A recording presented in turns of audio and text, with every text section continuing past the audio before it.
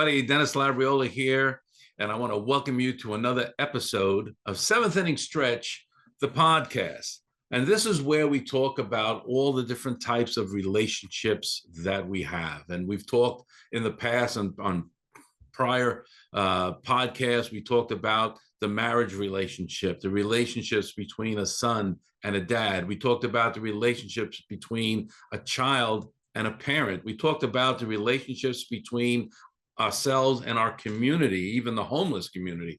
We talked about, we talked about the relationship that we have with the law of the land and us as people. We talk about lots of different things, and we talk about them in a way so that we can understand what impacts us and how we impact others.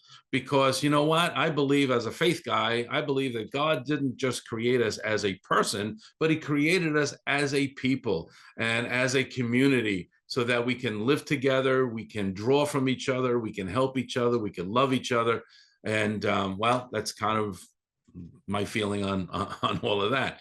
So my book is, and I want to talk about my book a little bit because I get asked so many times, I mean, like all the time, like, so how did you write the book, and what kind of challenges did you have, and did you self-publish or did you get a publisher, and how many books did you sell, and all of that. And I thought it would be interesting to kind of talk about the relationship that an author, that would be me, has with the work that we do. That would be my book, Seventh Inning Stretch, Reflections on the Game of Life.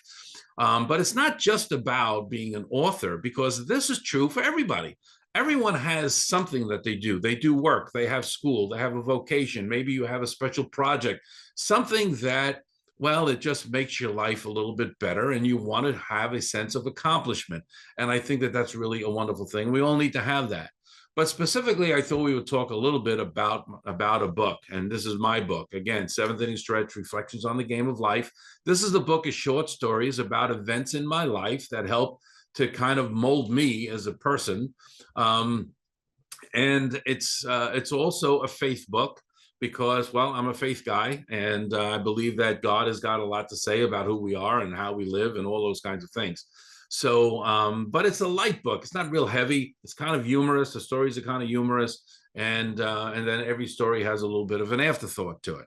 So when I started putting the book together, I started writing it I wrote it about 3 years ago. And I've been published for now just over 2 years. And we'll talk a little bit more about that. But one of the things that I wanted to do is I wanted to make sure that the book was, in fact, well, it was an okay book. And as I started writing it, I kind of had my inner circle of some friends, and I said, do me a favor. I'm starting to write this book. Here's a little bit of it. Can you let me know, is there any value to this? Am I on the right, the right path, so to speak? All right. And they were very encouraging. Right. So anyway, I wanted to do it well. So I hired an editor, and her name was Alan Lawrence, and she is with Inspira Literary Solutions. And she's an editor and as well as a writer herself. She's written numerous books. Matter of fact, she was on last month's podcast about parenting because she's somewhat of an expert on parenting. And I thought it was really, great to learn a little bit. Wish I knew it a little sooner now that I'm older. But in any case, so anyway, I hired her to make sure that the book was in fact done well, and she wanted to make sure that the language was right, that we put the grammar correctly, and but it was more than just like commas and stuff. We also talked about like the title of the book, and we wanted to talk about how the book was going to be put together. She looked at each story, and in the beginning, one of the things that I did is that I kind of just had like a little bit of a related Bible verse to that, and she encouraged me to expand on that a little bit, because that's really where some of the value of the book is to the reader. My stories are cute, they're a little humorous, they're light. Again, they're short stories, so easy to read. They're kind of maybe slanted a little bit more towards guys, being a guy, but I've gotten a lot of wonderful comments from women as well. And so this relationship had between myself as the creator of the book and an editor and how that relationship was going to work. And it was wonderful. It was a wonderful relationship. And when we kind of got things done, she said, you know what, I would like to pass this by a publisher that I know. And so I said, gee, that would be really wonderful, because I was going to self-publish. Most people do these days.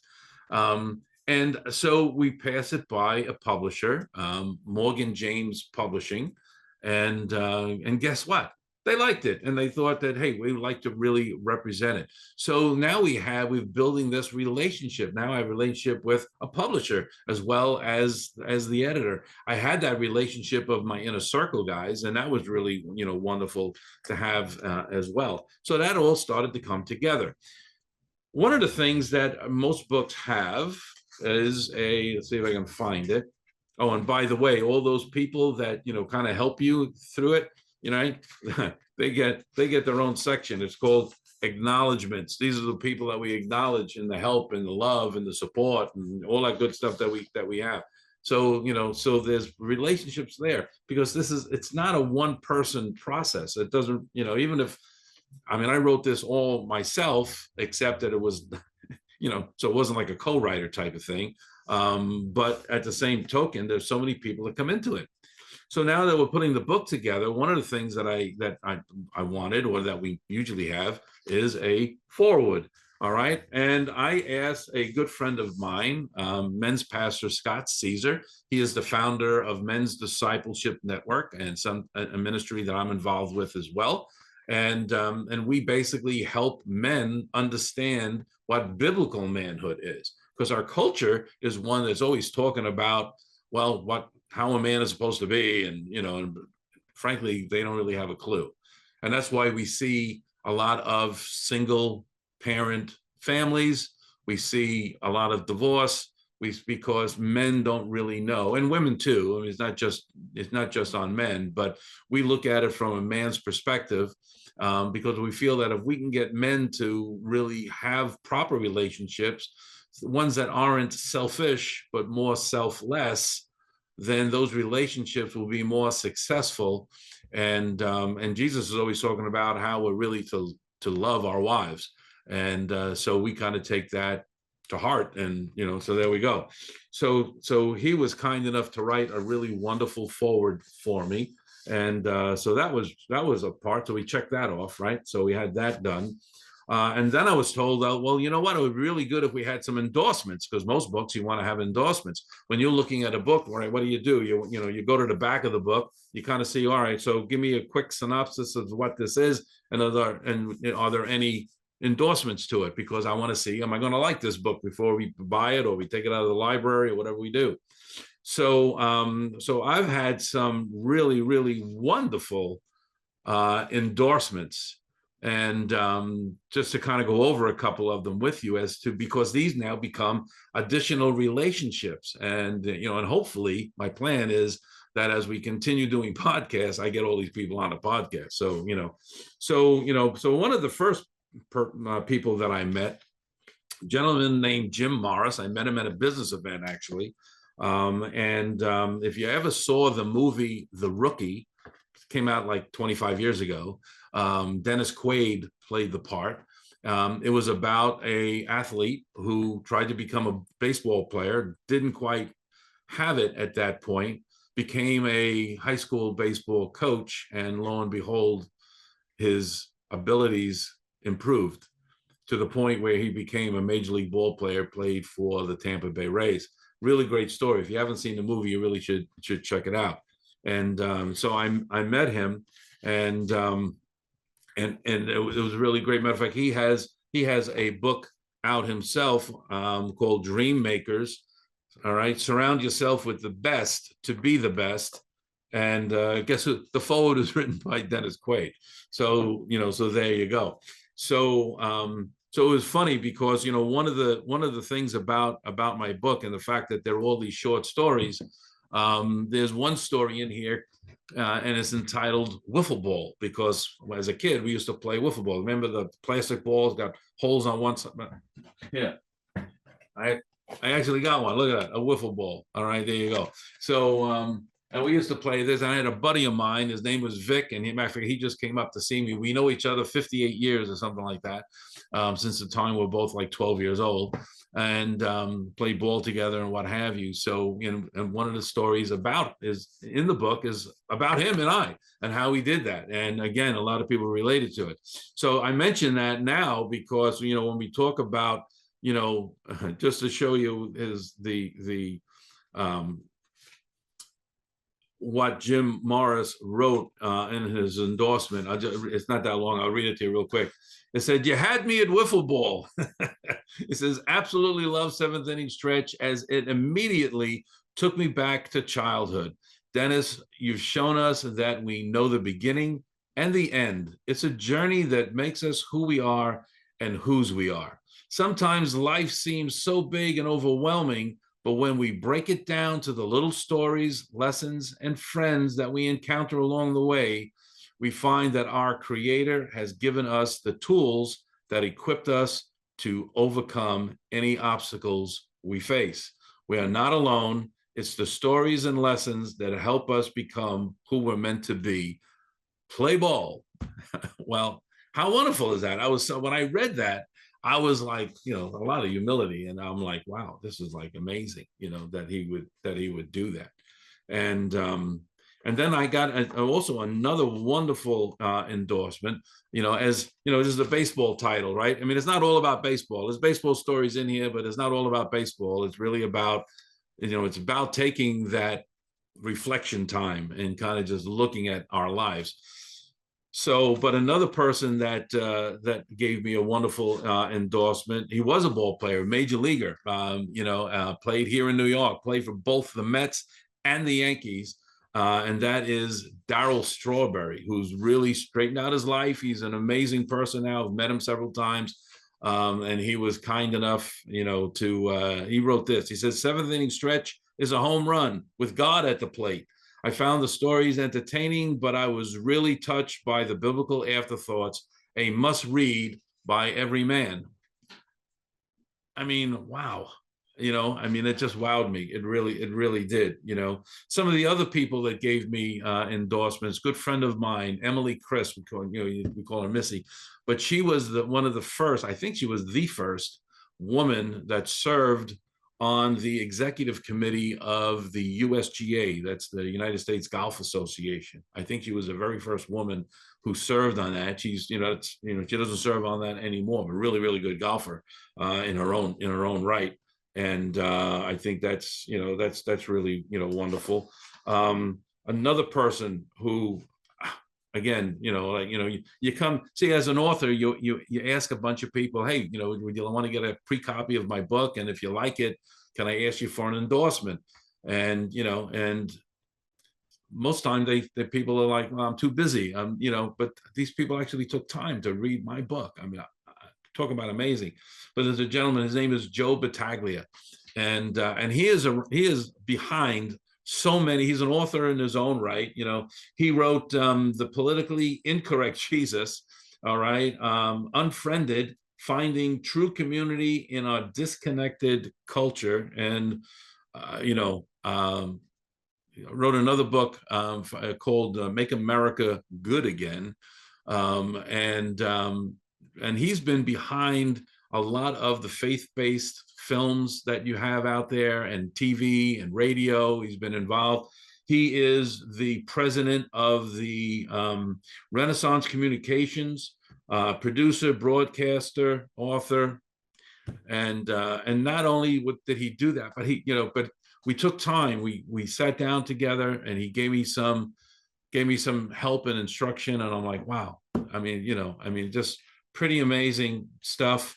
Another good friend of mine, Vinny Papalato, he's a business guy, huge business entrepreneur, and I'm so gave me a really nice recommendation. A couple of really close friends to me, Kevin Breen, Dr. Andrew Serlin, one of my pastors, Pastor Ted Bichelle, and what do you say? What do you say? But these are all part of the book. They're all become part of the fabric of the book. All right, to be able to get those. And it's just what a privilege, it really is. And then, so then what happens is that we end up sending out some copies of the book, or some people buy the book, and they start putting in reviews about the book, both like on Amazon.com, on Barnes and Noble. I mean, the book's available wherever books are sold, right? So, and so I had, 30, 40 people put in reviews, so as to whether they liked it or not, and a majority of them liked it. They gave me this incredible reviews. So that becomes part of the fabric of the book as well. And now people are asking me, I'm going to write another book. I'm like, I don't know yet. I mean, it's kind of, this one is still kind of new. So, um, so a lot of things happen about this particular book, but the book is about, and these are the questions, there's a question I have for you, because you may not be an author. One of the things I did here is that, I wrote a story about my dad taking me to my very first baseball game and how that impacted me. And my wife, Patty, once the book was coming together, my wife, Patty, said, have you read this to your dad? And I said, well, no, I haven't read any of these to anyone. And some of them were written a long time ago. As I thought of them, I wrote them along, and then they kind of came together in a book form. So my dad at the time was about 92 years of age, and we were having dinner. Patty took out that one story. It wasn't bound or anything. It was just loose paper, and said, read this to your father. So we did. I read it to him, and we had a wonderful moment together. And I realized that it was over 60 years, and he never realized how I was impacted by him taking me to a ball game. And as I started to think about that, it's kind of tragic in a way, but he knew at that point, then he knew, right? But I started thinking about all the other people that make up the fabric of our lives. And you have them too. So I'm going to give you a little challenge. All right. Sit down, take a little time, make yourself a cup of coffee or tea or whatever, and sit down and write down the 5 people that impacted your life the most. And they may not all be good. Maybe some bad stuff, maybe some really bad stuff, horrible stuff. But they're still valuable because they still are used. God still uses them to mold us into people. And then I would make a second list of who you are impacting and reflect on that a while. Because sometimes we find out that we may not have been all that positive for other people as well. And maybe that's something we can change, we can transform in our lives. So those are the 2 little challenges that I have for you. The reality is that we're made up of a lot of the events and a lot of the people that we engage throughout life. Sometimes it may be a parent, maybe a family member, maybe it's a teacher, a coach, maybe it's somebody at church, maybe it's somebody at work. And the reality is that, once you have 5, you can probably come up with 10, and then you can probably come up with 20, because there are a lot of people in our lives. And again, some of them may not be all that good. All right. Some of them may actually cause us to have to have a little baggage. And if that's you, that's okay, because we're all broken people, But I believe that God didn't throw us all out because we were cracked porcelain, but he kept it, and he glued us together, and he reweaves us, and he repairs that which is precious. And you're precious. And I think I'm precious to God too.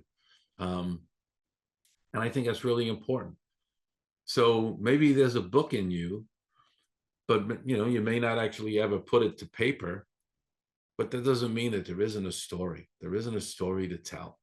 And I would just suggest to you to tell your story. If nothing else, tell it to yourself. Get it in a way that you can start to, you can recognize and appreciate some of those people that are really in your lives. So, commercial. If you think this is a book that you may like, hey, you can get it Barnes & Noble, you can get it Amazon, anywhere books are sold. If you want an autographed copy of it, you can just, send me an email, ceolabriola@gmail.com. And, they'll put that stuff up on the screen. Send me an email, and I'll be happy to get you a copy of it and send it to you, and we can Zelle and Venmo and do whatever we got to do with that kind of stuff. If you like the podcast, then well, share it with somebody. Subscribe to my YouTube channel. Follow. It would be a good thing. And maybe pass it on to somebody else. If you want to see other episodes, you can just go to the website dennislabriola.com, and you can check out other episodes there as well. And again, you can follow on Facebook and Instagram and do all those kinds of things. So in closing, I just want to, well, I always like to kind of end it in this way. And that is, whether you recognize it or not, whether you acknowledge it or not, whether you even believe it or not, God has been and will be with you. Think about it. God bless. Next time.